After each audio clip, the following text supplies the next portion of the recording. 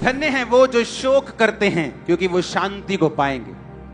Jesus ने पहाड़ पर यह शब्द बोला दूसरा, ब्लेस्ड हैं वो, खुश हैं वो, आशीषित हैं वो जो शोक करते हैं, जो दुख मनाते हैं क्योंकि वो शांति को पाएंगे। किस चीज का दुख मनाए? कि तुम्हारा बेटा तुम्हारी बात नहीं सुनता, इस चीज का दुख मनाए?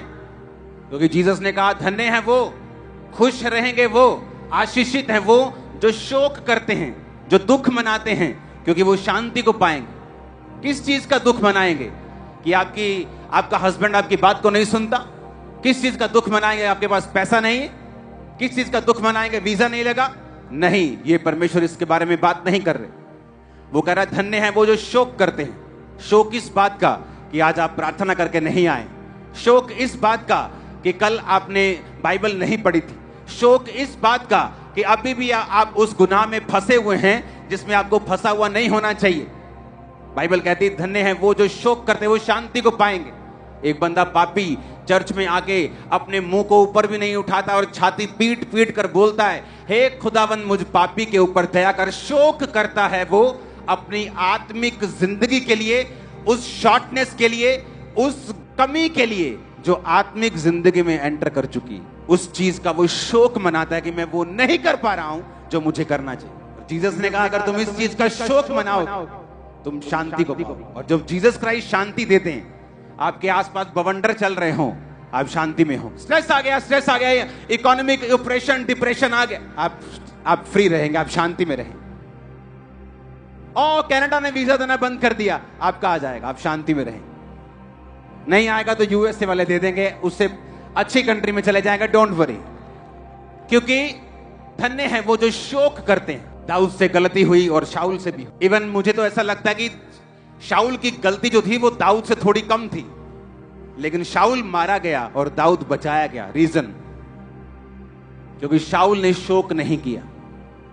पाप करने के बावजूद भी, गिरने के बावजूद भी उसने शमूएल नबी को बोला कि मेरे साथ पहाड़ से नीचे चल। जब उसने कहा कि तू रिजेक्ट हो चुका है, खुदा अब तेरे साथ नहीं, उसने घुटनों पे आके शोक नहीं किया कि हे खुदा के दास ऐसा मत बोल, मैं माफी मांगता हूं, मैं तौबा करता हूं, टाट ओढ़ता हूं, आज से खुदा जो बोलेगा वही करूंगा। और ऐसा कितनी बार बाइबल में हुआ है कि लोगों ने टाट ओढ़ा है और माफी मांगी और खुदा ने अपने इरादे को चेंज करके उन्हें फिर से ब्लेस किया है। लेकिन उसने क्या कहा? कहता ठीक है जो तूने बोला ऐसा हो, कोई बात नहीं, लेकिन नीचे मेरे साथ चल। क्योंकि नीचे लोग हैं तो वो लोग ये ना सोचें कि परमेश्वर मुझसे नाराज है। पॉलिटिकली करेक्ट होना चाहता था और स्पिरिचुअली इनकरेक्ट हो गए। पॉलिटिक्स से बच के रहो, लोगों को खुश करने के चक्कर में मत पड़ो। लोग क्या सोचते हैं? 20 से 30 साल की उम्र में बहुत टेंशन होती, लोग क्या सोचते हैं। जब 40 के पास बंदा पहुंचता है तो वो परवाह करना बंद करता है लोग क्या सोचते हैं। जब वो 60 साल का होता है उसे ये मालूम होता है कि लोग तो कुछ सोच ही नहीं रहे थे, मैं ही लगा हुआ था, लोग क्या सोचेंगे। हे नीचे चल मेरे साथ, लोग क्या कहेंगे, लोग क्या कहेंगे, लोग सबसे बड़ा रोग। धन्य हैं वो जो शोक करते हैं। शोक मनाओ जब तुम गिर जाओ, जब तुम पाप करो, जब क्रिश्चियन होके भी तुम अपने शादियों के रीति रिवाजों के सिरों के ऊपर वही उठाए फिरते हो जो दूसरे लोग उठाए फिरते हैं। शोक करो इस बात का, शर्म करो और दुख मनाओ इस बात का कि तुम वही रीति रिवाजों में हो जो दूसरे करते हैं। शोक करो, दुख मनाओ, इस चीज का आनंद मत मनाओ। यीशु ने कहा जो शोक करेंगे वो शांति को पाएंगे। दाऊद ने पाप किया और शोक किया। नातान नबी ने कहा अब जिस तरह तूने तलवार चलाई है तेरे घर पे तलवार चलेगी, जिस तरह तूने व्यभिचार की है तेरी लाइफ में बहुत सारी घटनाएं अब होंगी। तो उसने कहा मैं मानता हूं, मुझे माफ कर, खुदा अपनी आत्मा को मुझसे अलग न कर, मुझे फिर से अपना उद्धार का आत्मा दे के संभाल, मुझे स्थिर आत्मा फिर से दे, मेरी हड्डियों को ताकि चैन मिल जाए, अपनी आत्मा को मुझसे अलग मत कर। शोक करता रहा और धन्य है वो जो शोक करते हैं शांति को पाएंगे। किस बात का शोक? कि अब आप रोजे नहीं रखते। किस बात का शोक? क्योंकि आप अब चर्च में एक संडे छोड़ के आते हैं क्योंकि आपके पास किराया नहीं।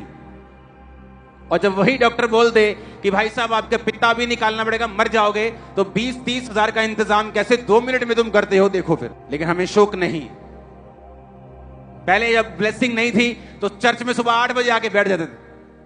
अब जब परमेश्वर ने सब कुछ दे दिया तो आप 12 बजे चर्च में आते हैं। तुम्हें शोक मनाना चाहिए। आत्मिक चीजें ना कर पाने का शोक, प्रेयर ना कर पाने का दुख, रोजे ना रख पाने का दुख, संगति अटेंड ना कर पाने का दुख, मेंटेन खुदा की उस जिंदगी को जो आपको दी थी ना कर पाने का दुख। कहता मनाओ इस दुख को अगर शांति चाहते हो तो। पर तुम दुखी हो, तुम्हारा वीजा नहीं लगा। तुम दुखी नहीं हो कि तुम्हारी प्रार्थना पहले जैसी नहीं रही। एक भेड़ जब गड्ढे में गिर जाती है तो वो तब तक बाहर आने का यत्न करती है जब तक वो मर नहीं जाती। जब तक मर नहीं जाती तब तक बाहर आने का यत्न करती रहती है। अगर तुम खुदा की भेड़ हो, जब तक बाहर नहीं आ जाते अपने पाप से, आप यत्न नहीं छोड़ते, आप दुख मनाना नहीं छोड़ते, आप दिल में शोकित होते हैं। मैं क्यों उस लाइफ को, क्यों उस प्रेयर लाइफ को मेंटेन नहीं कर पा रहा हूं, क्यों उस चीज को कर नहीं पा रहा हूं। आपको शोक होना चाहिए। जीसस ने कहा अपने मुंह से, धन्य हैं वो जो दुख मनाते हैं क्योंकि वो शांति को पाएंगे। क्योंकि तुम्हें दुख है, तुम्हारा वीजा नहीं, तुम्हें दुख है हस्बैंड तुमसे बात नहीं करता, लेकिन तुम्हें इस बात का दुख नहीं है कि तुम्हें संडे चर्च गए कितनी देर हो गई। तुम्हें इस बात का दुख नहीं कि तुम हर संडे लेट आते हो। तुम्हें इस बात का दुख नहीं।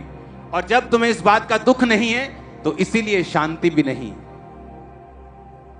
धन्य हैं वो जो शोक करेंगे, क्या पाएंगे? हाय पास्टर जी शांति है नहीं कर्ज। शोक करो तो शांति आ जाए।